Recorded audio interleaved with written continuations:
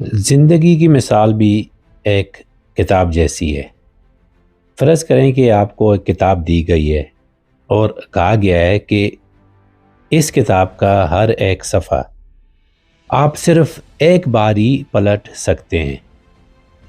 ایک دفعہ یہ صفحہ آپ نے پڑھ لیا، دوسرے پہ چلے گئے تو پھر گزرا ہوا صفحہ، پچھلا صفحہ آپ دوبارہ نہیں پڑھ سکتے، اس کو کھول نہیں سکتے، وہ ہمیشہ کے لیے آپ نے بند کر دیا۔ زندگی بھی ایسی ہے، جو ہو گیا گزر گیا، وہ گزر گیا۔ ابھی شیطان کا کام ہے آپ کو ماضی میں رکھنا، ابھی آپ کو وہ ماضی میں رکھے گا، اور اگر آپ اس کی بات سنتے رہے تو ماضی میں جو کچھ ہو گیا وہ تو ہو گیا، لیکن آگے آنے والا کل بھی گارنٹی ہے کہ ویسا ہی ہوگا، کیونکہ قرآن کہتا ہے کہ انسان جہاں پہ بھی ہے اپنے اعمال کی وجہ سے ہے۔ تو جہاں پہ آپ ہیں اپنے اعمال کی وجہ سے ہیں۔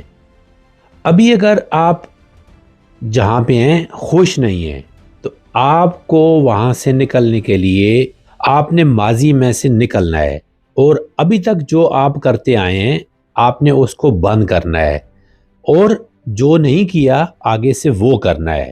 کوئی بھی بری عادات اپنائی ہوئی تھی، اگر آپ ان کو چینج نہیں کریں گے تو آپ کے حالات آنے والے بھی ماضی کی طرح ہی ہوں گے۔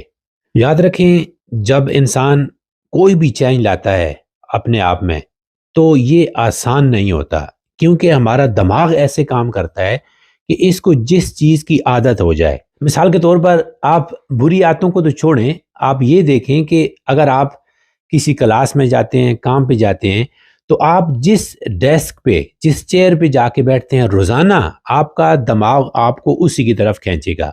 اگر آپ کام پہ ہیں جہاں پہ آپ لنچ کرتے ہیں، چائے پیتے ہیں، آپ کی ایک اپنی کرسی ہوگی، ٹیبل ہوگا، اسی کی طرف آپ کا کھنچاؤ ہوگا۔ یہ ہمارے دماغ کے لیے چینج جو ہے وہ بری بات ہے، یہ چینج قبول نہیں کرتا۔